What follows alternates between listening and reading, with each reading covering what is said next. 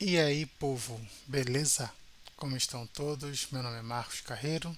Sejam muito bem-vindos ao canal Investindo do Zero 2024, um canal onde a gente vai ver como aplicar o nosso dinheiro bem, mesmo com pouco dinheiro, mesmo sendo um pouquinho só que nós temos, certo?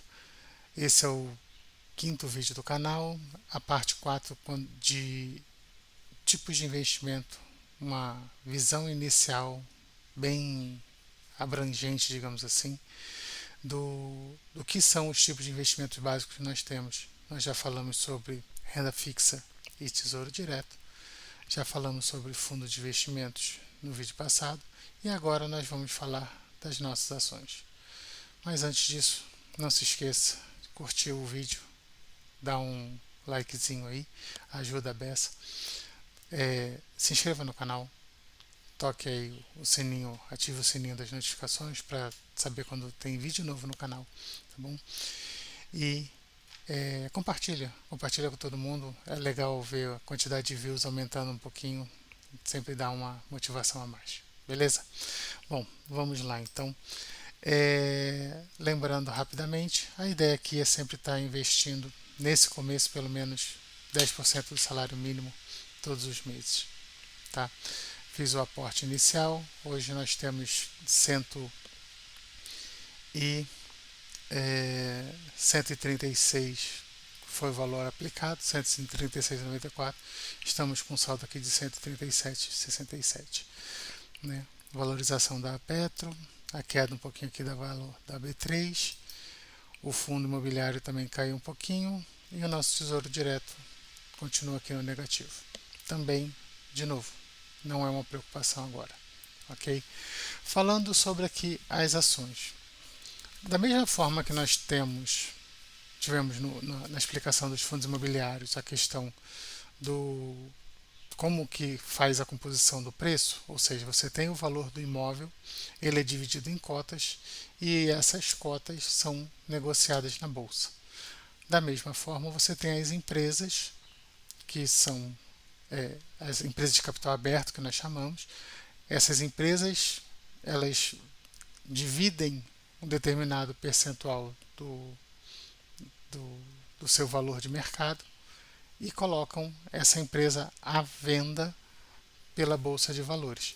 No caso, por exemplo, da Petrobras, nós sabemos que a Petrobras é uma estatal e parte dela tem o valor negociado em bolsa, ou seja, a Petrobras ela é uma empresa estatal, o governo, né, brasileiro é dono da maior parte dela, mas parte dela também está disponível para compra e venda na Bolsa de Valores. Assim como a B3 é ação da própria Bolsa de Valores à venda na Bolsa de Valores. Então ela pegou o valor de mercado dela, dividiu em X pedaços e colocou esses valores à venda. Tá? Cada empresa tem uma forma de fazer essa abertura, um percentual que é colocado à venda, e tudo isso vai variar de acordo com cada empresa, ok? Não tem nenhuma regra, isso aí é no momento em que a empresa coloca as ações dela para vender na bolsa que ela vai definir, ok? O preço de valor da empresa tem vários tipos de avaliação que podem ser feitas para chegar no preço dessa empresa. Isso é o que a gente chama de valuation, e com base nisso é que você tem a expectativa do mercado de valor daquela ação. Tá? Você tem, na verdade, assim, o valor da expectativa do mercado do valor daquela empresa e, por consequência, do valor da sua ação. Que cada ação vai refletir em um percentualzinho daquela empresa. As diferentes formas que você tem de avaliação desses valores da empresa é que vão balizar, no caso, se uma pessoa acha que a empresa está cara ou se ela está barata. Dentre outras coisas, obviamente, né? Questões todas de notícia de mercado e por aí vai. Mas assim, o básico que você tem que entender é cada ação que você compra, você está comprando um pedacinho dessa empresa que está a venda na Bolsa de Valores. Voltando aqui na minha carteira, eu tenho um pedacinho de Petro 4 e um pedacinho da B3. Algumas empresas, aqui no caso você tem Petra, né, que é de Petrobras, e o número 4 no final. Esse 4 aqui, você até tem outras, como você tem, por exemplo, aqui a Petro 3. Então você tem Petro 3 e Petro 4. Você vê que a Petro 4 está um pouquinho mais barata do que a Petro 3. Por quê? Porque a Petro 4 você tem mais ações disponíveis em bolsa. Então, como você tem mais ações, mais quantidade, esse valor diminui um pouco. No Petro 3 você tem menos, então você tem um valor maior. É sempre bom nesse caso aqui você tentar negociar o que você tem mais liquidez, tá? O que o mercado negocia mais. É sempre melhor nesse ponto. E aqui, por exemplo, no site aqui do Google Finance eu consigo ver isso. No caso aqui, a Petro 4, você vê aqui que a movimentação dela é de 54 milhões de ações por dia. Se eu venho aqui na Petro 3, por exemplo, você vai ver que eu tenho 16 milhões de ações. Então, nesse caso, a Petro 4 tem mais negociações, tem mais liquidez do que a Petro 3. Tá? A Petro 3 é o que a gente chama de ações ordinárias e a Petro 4 são as ações preferenciais. Isso é um pouco mais técnico, não faz muita diferença, tá? Mas é só para saber a nomenclatura, ok? Você pode também notar que aqui você tem, por exemplo, tem sempre falado aqui de Petro 3, B3, SA3, porém na minha carteira aqui, quando eu fui fazer a compra, eu coloquei lá um F no final. Esse F no final é por quê? Porque o mercado de ações você pode comprar em lote ou fracionado. Você tem lotes de 100 ações, que é no caso como você negocia Petro 4, ou seja, se eu fosse comprar Petro 4 no home broker da corretora, Petro 4 ela me custaria R$ 4.094. Por quê? Porque seria um lote de 100 ações da Petro 4 que eu estaria comprando. Certo? 100 vezes 40,95, 4.094, 4.095 e assim por diante. Quando eu compro fracionado, eu posso comprar de um em um se eu quiser, que é justamente o que a gente está conseguindo fazer com os valores que a gente tem. Né? Com os valores de aplicação que nós temos aqui disponíveis, a gente conseguiu comprar uma ação da Petrobras. Então, na hora que eu fui fazer a compra, eu comprei no mercado fracionado. E comprei, no caso, no meu home broker lá, eu coloquei Petro 4F para comprar uma só. Ok? Nikita está aqui me perturbando porque ela quer saber da carteira dela. Essa carteira que eu estou fazendo vai passar a ser chamada de carteira da Nikita, pois ela que vai ser utilizada para comprar as rações da Nikita. Beleza? Bom, voltando aqui. Então nós temos as ações ordinárias, preferenciais, lote cheio, fracionado. Isso tudo você vai ver quando você vai comprar as suas ações na Bolsa de Valores. Por que a gente fala que as ações elas são mais arriscadas do que renda fixa e os fundos imobiliários? Por causa da volatilidade. Vocês podem ver aqui, ó, de novo, apenas como exemplo, tá, gente? Não é nenhuma recomendação. Você vê aqui, ó, olha as quedas e as altas que você teve na ação da Petrobras. Esse tipo de movimentação você não tem tanto assim com o fundo imobiliário e você tem muito menos com a renda fixa. Tá? E tudo vai variar o quê? Do risco. Né? Quanto maior o risco, maior a volatilidade que você tem nessa ação. Com essa ferramenta aqui, eu posso selecionar aqui, por exemplo, se eu tivesse comprado o Petro 4 nesse ponto aqui e vendido aqui, ó, 8 semanas depois, aqui o gráfico está como semanal, se eu precisasse vender aqui, ó, eu teria perdido 30% do valor em 2 meses, né, basicamente 8 semanas. Ok? Então, assim, a gente sempre fala que as ações e os fundos imobiliários, você precisa ter muito cuidado quando você compra e quando você vende. Por quê? Porque tem muita variação e se é um dinheiro que você vai precisar numa data específica, não é aconselhável que você tenha isso em ações e fundos imobiliários, justamente por causa dessa volatilidade que ela tem. Nesse caso aí, a recomendação seria para renda fixa. Ok?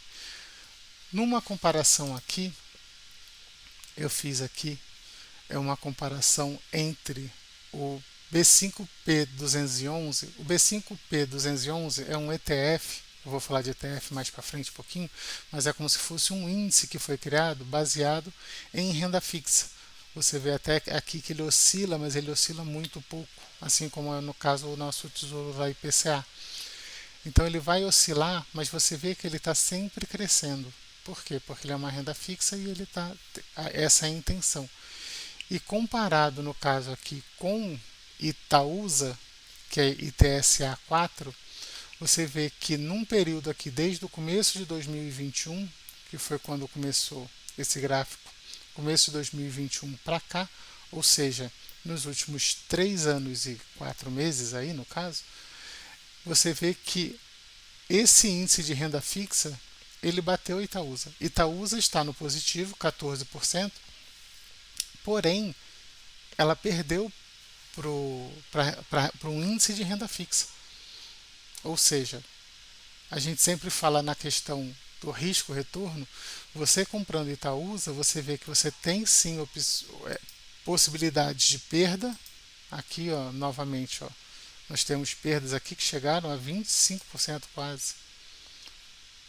Aqui, se você pegou e comprou nesse ponto aqui mais alto e precisou vender nesse ponto aqui, ponto mais baixo, você vai ver 27% de perda.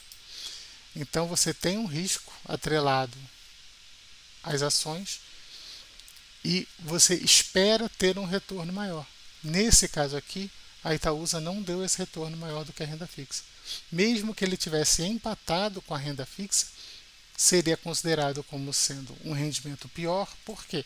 Porque o risco que você tem com ações é muito maior do que um risco com renda fixa. Ao mesmo tempo, se você compara, por exemplo aqui, B3, o índice da B3 não, perdão, o valor das ações da B3 comparado com a renda fixa, olha aqui. Aqui você teve um ganho de 29% e aqui você teve uma perda de 37% nesses 3 anos. Então, não é garantia de retorno. A gente sempre escuta, você compra ação, é só esperar que ela sobe. Nem sempre. Nós temos exemplo aqui, por exemplo, a Magalu. A Magalu, ela teve uma queda, ela era uma queridinha do mercado nos idos de 2020 e 2021. E olha aqui, ela perdeu 93% do valor de mercado. Ela teve uma queda no valor dela de 93% em 3 anos. Praticamente quase a empresa inteira. Tá? Então, se você tivesse comprado aqui aproximadamente R$ 1.000 de Magazine Luiza em 2021, hoje você teria algo em torno de 55, 58 reais. Ou seja, seu dinheiro praticamente seria quase que uma perda total desse valor. Tá? Obviamente, você tem casos como, por exemplo, a Petrobras mesmo. A Petrobras rendeu muito mais do que esse índice da renda fixa. A Vale, por exemplo, perdeu. Então, você não tem uma fórmula certa de você virar e falar, essa empresa é boa, essa empresa é ruim, essa empresa vai dar lucro, não vai. São tudo expectativas que você tem e, obviamente, conhecimento e diversificação. Se você tivesse, por exemplo, aplicado tanto em Petrobras, certo? Onde você ganhou 250%, quanto em Vale, por exemplo, que você rendeu abaixo, você teria um valor equilibrado e você não teria perdido dinheiro tanto. Ou se você tivesse perdido, você não teria perdido tanto. Tá? Então, as questões todas que eu acho importante ressaltar aqui são a volatilidade do mercado de ações e nem sempre é comprar e deixar lá porque uma hora vai crescer. Tá? Isso pode acontecer como pode não acontecer, como foi o caso de Magalu, que, por exemplo, continua muito ruim. Americanas, por exemplo, com os problemas que tivemos aí de problemas contábeis, a perda aqui ó, chega a 99,23%, ou seja, praticamente zerou a empresa. Né? Então, você tem casos muito bons e você também tem casos muito ruins. Ok, gente? Bom, esse era o ponto que eu queria passar para vocês. Sempre lembrando que não é uma recomendação de compra e venda. Não é para investir em Petrobras e não investir em Magalu. Não. Tem todo um estudo que precisa ser feito quando você vai fazer qualquer tipo de investimento. Tá? E, obviamente, você tem que entender o seu perfil de risco para que você possa ter um percentual da sua carteira alocado que você não vai entrar em pânico caso você tenha uma queda, por exemplo, de 10, 20, 30%. Tá? Quanto mais aptidão ao risco você tiver, quanto mais tolerância ao risco você tiver, você pode ter um percentual maior da sua carteira em ações, ou você pode até, se for o caso, ter um percentual da sua carteira em criptomoedas, que é mais volatilidade ainda. Por enquanto a gente não vai falar sobre cripto aqui no canal, tá? Mas é uma coisa que você tem que estudar, você tem que entender o seu perfil para que você tenha uma carteira de acordo com o seu perfil.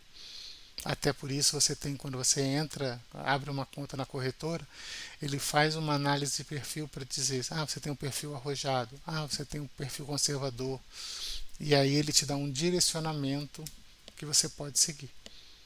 Tá? Obviamente você não é obrigado a seguir o direcionamento dessa corretora, mas você tem ali uma avaliação justamente para te ajudar nessa questão do seu perfil. É isso, gente.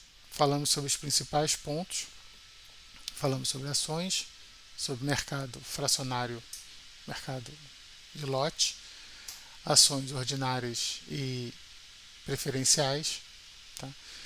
E Tesouro Direto, CDBs.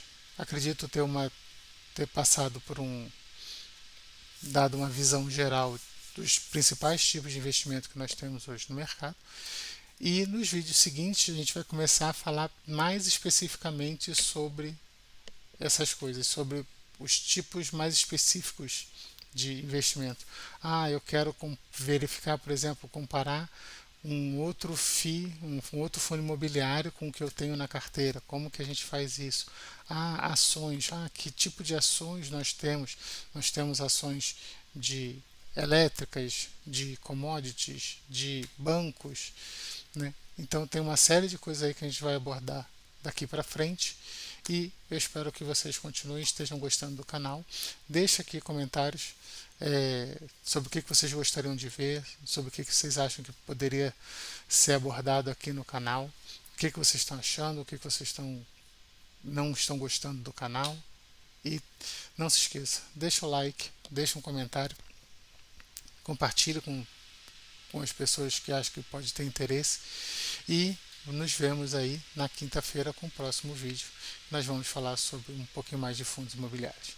Valeu, gente, muito obrigado, um grande abraço e tchau!